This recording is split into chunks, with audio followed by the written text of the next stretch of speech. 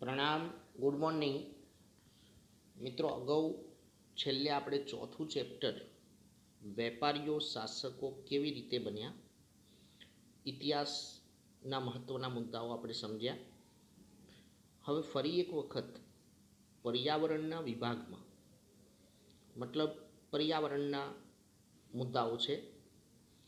Chapter 5 પ્રાકૃતિક પ્રકોપો, આપત્તિઓ પણ કહેવાય. પ્રાકૃતિક પ્રકોપ અથવા પ્રાકૃતિક આપત્તિઓ ખૂબ જ મહત્વના મુદ્દાઓ આપણે શીખવાના છે. એક ઉદાહરણથી શરૂઆત કરીએ, એક વાર્તાના સંદર્ભમાં.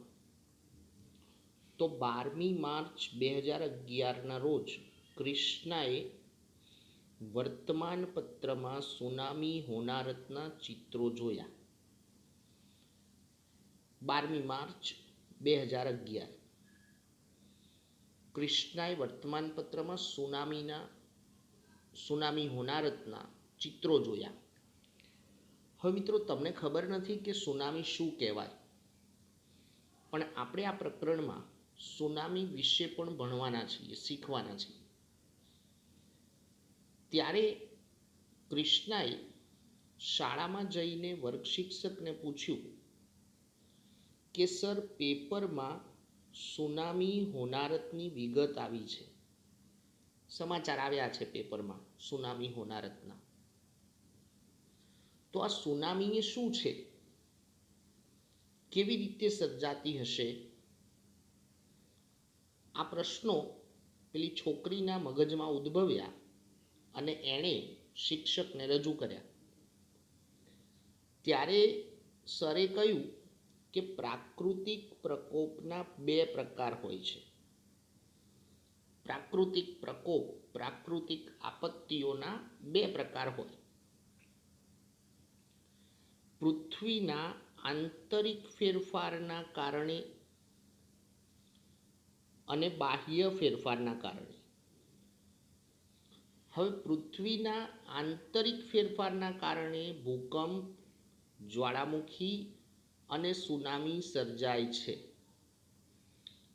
ભૂકંપ, સુનામી અને જ્વાળામુખી, આ 3 પ્રકોપ આંતરિક ફેરફારના કારણે સર્જાય. જ્યારે બાહ્ય ફેરફારના કારણે પૂર, અનાવૃષ્ટિ અને વાવાઝોડું તેમજ દાવાનળ થાય છે.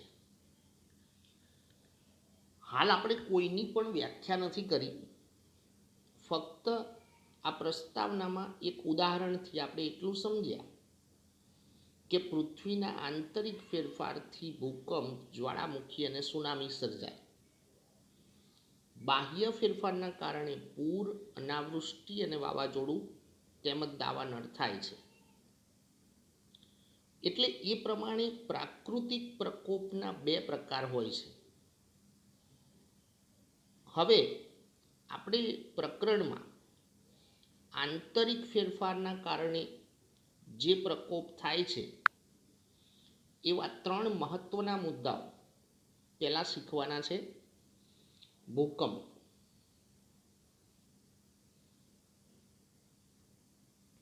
હમણાં પણ તમને તાજેતરમાં ક્યાંક ભૂકંપના સમાચાર ગુજરાતમાં પણ સાંભળવા મળ્યા હતા.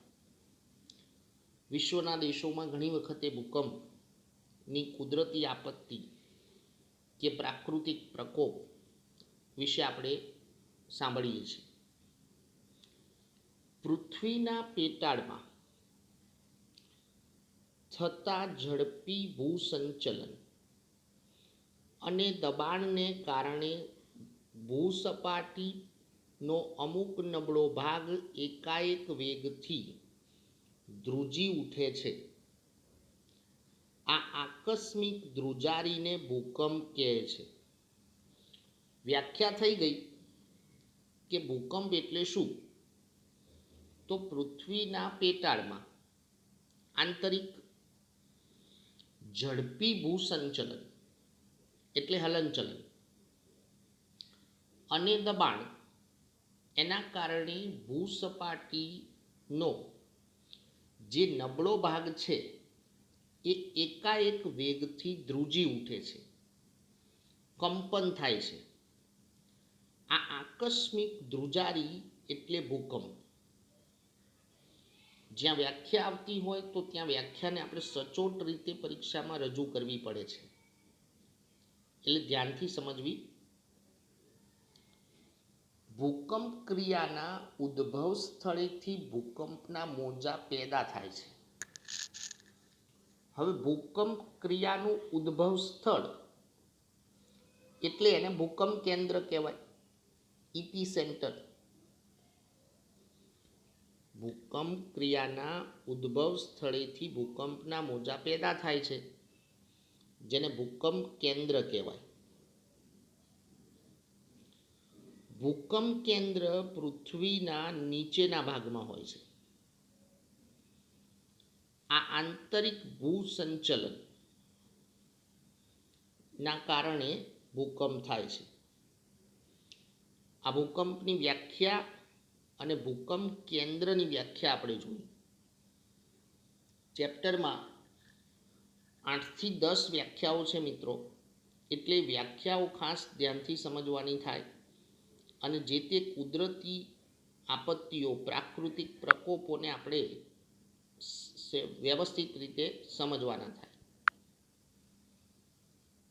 હવે અહીંયા આપણે કેટલીક આકૃતિઓ પાઠ્યપુસ્તકના આધાર પ્રમાણે તમને બતાવીએ છીએ કે ભૂકંપની આંતરિક હલનચલન કેવી હોય.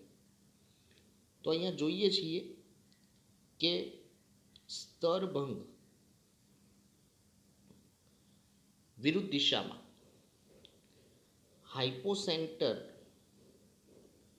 અને ઇપી સેન્ટર, આ પ્રમાણેની આંતરિક હલનચલન થાય. ભૂકંપ પછીના દ્રશ્યો કેવા હોય? તમને ખ્યાલ છે કે ગગનચુંબી ઇમારતો હોય, બહુમાળી કે જર્જરહિત મકાનો હોય તો એ ભૂકંપની ઓછી તીવ્રતામાં પણ વિનાશ થાય છે, મોટી હાનિ પહોંચે છે. એટલે આ પ્રમાણે ભૂકંપની આંતરિક અને બાહ્ય પરિસ્થિતિ આવી હોય. હવે જોઈએ તો ભૂકંપ કેન્દ્રમાંથી ભૂકંપ મોજા બધે ફેલાય છે. ભૂકંપ કેન્દ્રમાંથી ભૂકંપ મોજા બધી દિશામાં ફેલાય છે. તેમાંથી કેટલાક મોજા ભૂસપાટીએ પહોંચી તેની અસર ફેલાવે છે બાહ્ય સપાટી તરફ, પૃથ્વીની બાહ્ય સપાટી તરફ, એટલે કે ભૂસપાટીએ પહોંચી તેની અસર ફેલાવે. ભૂકંપ કેન્દ્રથી પૃથ્વીની સપાટી નજીકના સ્થળ કે કેન્દ્રને ભૂકંપ નિર્ગમન કેન્દ્ર કહે છે. બીજી એક વ્યાખ્યા આપણને મળી અહીંયા. ભૂકંપ કેન્દ્રથી પૃથ્વીની સપાટી નજીકનું સ્થળ કે કેન્દ્ર, જેને ભૂકંપ નિર્ગમન કેન્દ્ર કહેવાય. ભૂકંપની સૌથી વધુ અસર ભૂસપાટી પરના નિર્ગમન કેન્દ્રના વિસ્તારમાં અનુભવાય છે. ભૂકંપની સૌથી વધુ અસર એ ભૂસપાટી પરના નિર્ગમન કેન્દ્રના વિસ્તારમાં અનુભવાય. અને નિર્ગમન કેન્દ્ર ક્યાં હોય તો આપણે વ્યાખ્યામાં સમજ્યા કે ભૂકંપ કેન્દ્રથી પૃથ્વી સપાટી નજીકના સ્થળ કે કેન્દ્ર પાસે.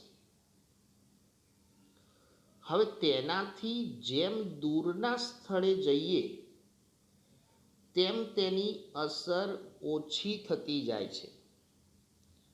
એટલે કે નિર્ગમન કેન્દ્રથી જેમ દૂરના સ્થળે જઈએ એમ ભૂકંપની અસર ઓછી થતી જાય. હવે ભૂકંપની અસર શેના ઉપર આધારિત હોય? તો કોઈ પણ પ્રદેશમાં થતા ભૂકંપની અસર ભૂકંપના વેગ ઉપર અવલંબે છે. અહીંયા વેગ એટલે તીવ્રતા. ભૂકંપની તીવ્રતા કેટલી છે એના આધારે જે તે પ્રદેશમાં ભૂકંપની અસર થાય. જો વધુ તીવ્રતાનો ભૂકંપ હોય તો પછી જે તે ભૌગોલિક પ્રદેશમાં એની વધુ અસર પહોંચી શકે, મોટો વિનાશ પણ સર્જાઈ શકે. ભૂકંપ આલેખ યંત્ર દ્વારા ઉદ્ગમ સ્થાન અને વેગ એટલે કે તીવ્રતા જાણી શકાય છે. સિસ્મોગ્રાફ કહેવાય.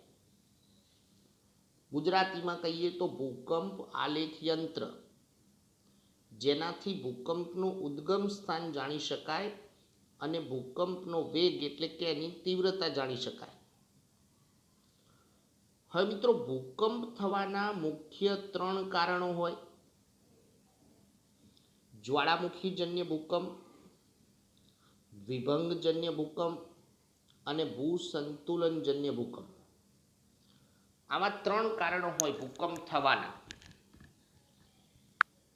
તો આજે આપણે આ વિડીયો તાસમાં ભૂકંપ વિશેની સંપૂર્ણ માહિતી અહીંયા તમને આપી. એ સાથે એક બાબત ખાસ ધ્યાનમાં રાખવાની છે તમારે ફક્ત જાણ માટે, કે પૃથ્વીનું કેન્દ્ર બિંદુ પૃથ્વી સપાટીથી 6378 કિલોમીટર નીચે છે. 6378 કિલોમીટર પૃથ્વીનું કેન્દ્ર બિંદુ પૃથ્વી સપાટીથી નીચે આવેલું છે. ફક્ત આપણી જાણ ખાતર. તો આજે તમારે નોટ્સબુકમાં સારા અક્ષરે ભૂકંપ વિશે આ ટૂંક નોંધ લખવાની છે, જે પરીક્ષામાં વિસ્તૃત પ્રશ્ન પૂછાય છે 3 અથવા 4 માર્ક્સમાં. અસ્તુ, પ્રણામ.